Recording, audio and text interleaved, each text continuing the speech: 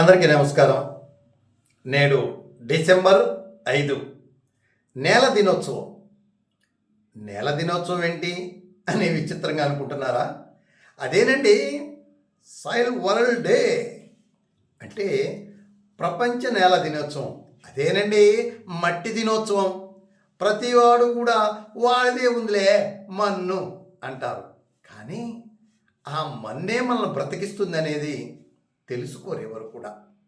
అటువంటిదే ప్రపంచంలో 2002లోనే ఈ మట్టి దినోత్సవాన్ని జరుపుకోవాలని నిర్ణయించటం జరిగింది.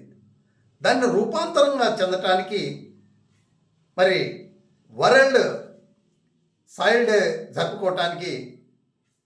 జరుపుకుంటూ వచ్చి 2014లో ఐక్యరాజ్య సమితి ద్వారా ప్రకటించడం జరిగింది. కాబట్టి అసలు మట్టి అంటే ఏంటి? మనం ఇక్కడ నిలబడ్డాము అంటే మట్టి. అసలు ఈ జీవం ఉండాలి అంటే మట్టి. మట్టిలోంచే మనకి మొక్క వస్తుంది. మొక్క నుంచి వచ్చే ఆహారం మనం భుజిస్తే కానీ మనం బ్రతకలేని స్థితి. ఆ మొక్క నుంచే మనకు ఆక్సిజన్ వస్తుంది. ఆ భూమి నుంచే మనకు నీరు వస్తుంది. ఇన్ని వనరులు ఉన్నటువంటి మట్టి పైన మాత్రం మానవుడు ఎందుకో చాలా నిర్లక్ష్యం చేస్తున్నాడు. ఈ మధ్యకాలంలో ఆరోగ్య సంస్థ వారు నేలపై అనేక పరిశోధనలు చేసిన తర్వాత ప్లాస్టిక్ వల్ల భూమి చాలా కలుషితమైపోతుంది, దానివల్ల ఇబ్బందులు జరుగుతున్నాయి, భవిష్యత్ తరాలకి ఏమీ అందించలేని స్థితి ఏర్పడుతుందనేది కూడా వారు తెలియజేయడం జరిగింది. అవన్నీ కూడా ఒక్కసారి మనం పరిశీలిద్దాం. డిసెంబర్ 5 నేల దినోత్సవం. ఇది మట్టి ఒక 2 నుంచి 3 సెంటీమీటర్ల మందం మట్టి తయారవటానికి ఎన్ని సంవత్సరాలు పడుతుందో తెలుసా అండి? 1000 సంవత్సరాలు పడుతుంది. 1 సెంటీమీటర్ నుంచి 2 సెంటీమీటర్ల నుంచి 3 సెంటీమీటర్లు మట్టి ఏర్పడటానికి 1000 సంవత్సరాలు పడుతుంది. బాగా గుర్తుంచుకోండి నా ప్రజలారా. 2050 నాటికి మనకి ఆహారం డిమాండ్ ఎంత ఉంటుందో తెలుసా? 60%. ఇప్పుడున్న దానికంటే కూడా 60% అధికంగా ఉంటే మాత్రమే మానవ మనుగడ ఉంటుంది. ఇది కూడా గుర్తుపెట్టుకోవాల్సిన విషయం. మనం జీవించాలంటే ప్రతి జీవి కూడా జీవించి ఉండాలంటే దానికి ఆహారం కావాలి. ఆ జీవికి ఆహారాన్ని అందించేది మట్టి. అటువంటి మట్టిని మనం కలుషితం చేసి పంటలు పండకుండా, నీరు లేకుండా, ఏమీ లేకుండా చేస్తున్నాం. పురాతన సమయంలో గత 30-40 సంవత్సరాల క్రితం తారు రోడ్లు ఉండేవి, లేదా మట్టి రోడ్లు ఉండేవి.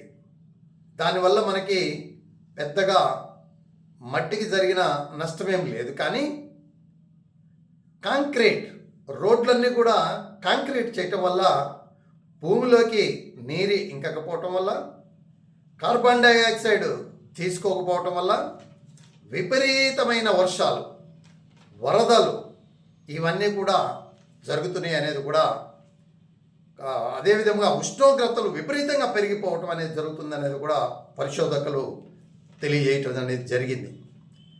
నేను ఒక సామాన్యుడిని, నేను సైంటిస్ట్ ఏమీ కాదు. ఒక చిన్న రైతు కుటుంబంలో పుట్టాను. ఒక చిరు ఉద్యోగ విరమణ చేశాను. చాలా బాధ అనిపిస్తుంది. ఆ మట్టే కదా అంటారు. ఆ మట్టి నుంచే మనం అనేక రకమైన పదార్థాలను మనం స్వీకరిస్తున్నాం. దానితోటే ఈ జీవం నడుస్తుంది. గ్లోబల్ సాయిల్ డాక్టర్స్ ప్రోగ్రామ్ అనేది ఒకటి పెట్టారు. గ్లోబల్ సాయిల్ డాక్టర్స్ ఎవరు? రైతు నుంచి రైతు నేర్చుకునేది. ఆ రైతు ఎవరై ఉండాలి? ఒక సైంటిస్ట్ అయి ఉండాలి.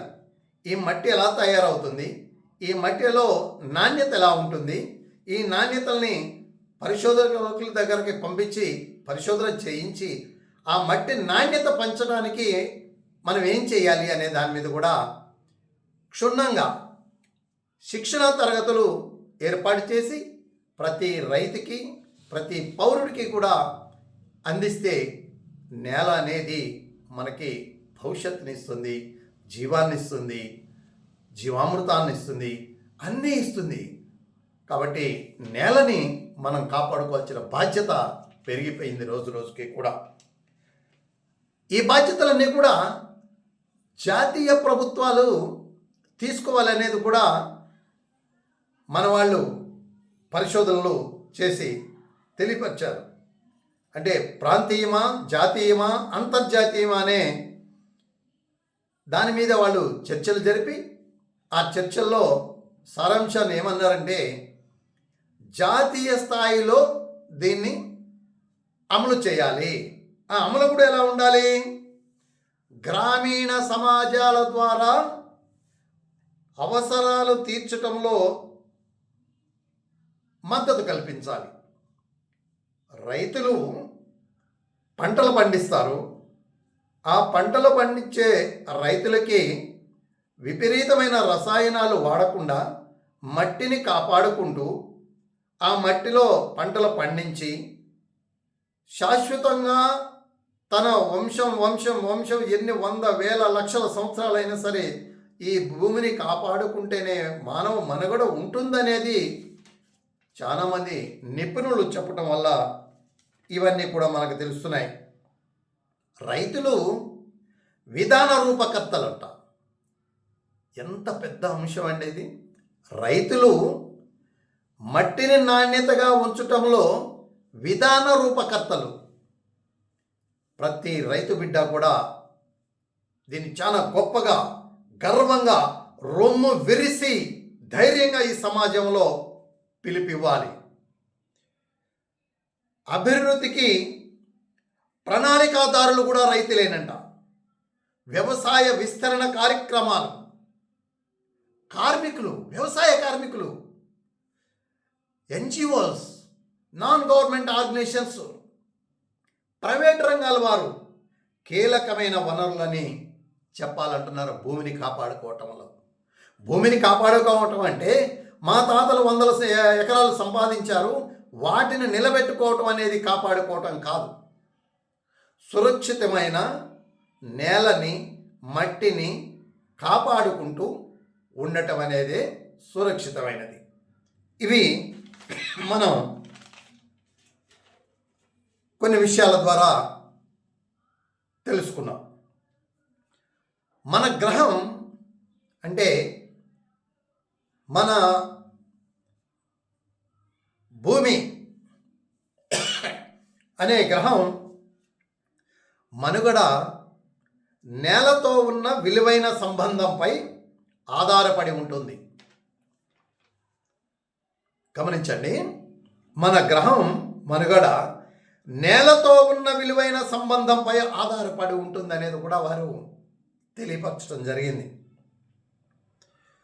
మన ఆహారంలో 45% పైగా, మనం తీసుకునే ఆహారంలో 95% పైగా నేల నుండే వస్తుంది. మనం ఏమీ కూడా ఫ్యాక్టరీల ద్వారా తయారు చేసేది కాదు, నేల నుండే వస్తుంది. ఆహారం అనేది మనం భుజించటానికి మనం స్వీకరించే ఏ పదార్థమైనా కానీ 95% పైగా భూమి నుంచే వస్తుందనేది కూడా పరిశోధనలకు తెలియజేశారు. అదేవిధంగా మొక్కలకు అవసరమైన, మనం ఏ పంట వేసినా, పెరట్లో మొక్కలు వేసినా, పార్కుల్లో మొక్కలు వేసినా, అడవిలో మొక్కలు పెంచినా, వాటంతట అవే ప్రకృతి సిద్ధంగా మొక్కలు పెరిగినా 18 రకాల సహజమైన లభించే రసాయన మూలకాలలో 15 నేలల ద్వారానే అందుతాయంట. ఇది మొక్కలను పెంచే ప్రతి ఒక్కరు కూడా గమనించాలి. రైతులే కాదు, ప్రతి పౌరుడు కూడా గమనించాలి. 18 రకాలు మొక్కలు పెంచడానికి, భూమిని కాపాడుకోవటానికి ఉపయోగపడే రసాయనాల్లో, మూలకాలలో 15 రకాలు మాత్రం భూమిలో వాటంతట అవే తయారవుతాయి. ఎంత ప్రకృతి సౌందర్యమో చూడండి. ఇది ఎంత అందం! తనను తానే తయారు చేసుకుంటుంది భూమి. తయారు చేసుకొని విలువైన పోషకాలను మట్టిలో తయారు చేసుకొని ఆ భూమి నుండి మనకి పంటలను అందిస్తూ మన జీవనాన్ని సాగిస్తుంది ఈ భూమాత. ఇటువంటి భూతల్లిని మరి సురక్షితంగా ఉంచుదామా?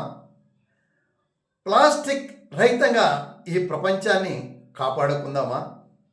ప్రతి చిన్న విషయానికి ప్లాస్టిక్ని వాడకుండా నాణ్యమైన వస్తువులను వాడుకుంటూ సాధ్యమైనంత వరకు కాటన్ లేదా జూటు బ్యాగులను ఉపయోగిస్తూ రసాయనాలు, నేలకు నష్టం జరిగే రసాయనాలు వాడకుండా మనం కాపాడుకుంటే భవిష్యత్ తరాలు బాగుంటాయి. లేదంటే చాలా ఇబ్బంది అవుద్దని వరల్డ్ ఆర్గనైజేషన్స్, ఈ భూమిపైన పరిశోధనలు చేసినటువంటి వరల్డ్ ఆర్గనైజేషన్స్ ఎవరైతే ఉంటారో వాళ్ళంతా, నిపుణులంతా కూడా చెబుతున్నారు. ఇవన్నీ కూడా ఖచ్చితంగా ప్రతి పౌరుడు పాటిస్తే డిసెంబర్ 5, 2025 డిసెంబర్ 5, 2005 నుండి డిసెంబర్ 5, 2026 వరకు కూడా ఇవన్నీ కూడా పల్లె పల్లెన, గ్రామాన, ఇంటికి కూడా ప్రచారం జరిగి భారతదేశ భవిష్యత్తు మన చేతుల్లోనే ఉంది, ఎవరి చేతుల్లోనో లేదు. ఎక్కడి నుంచో భూమి రాదు.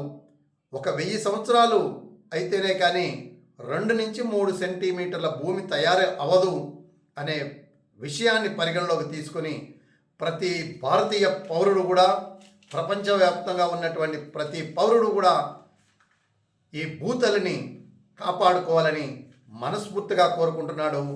మీ పరిమి రామావతారం, ఒక సాధారణ పౌరుడు మాత్రమే.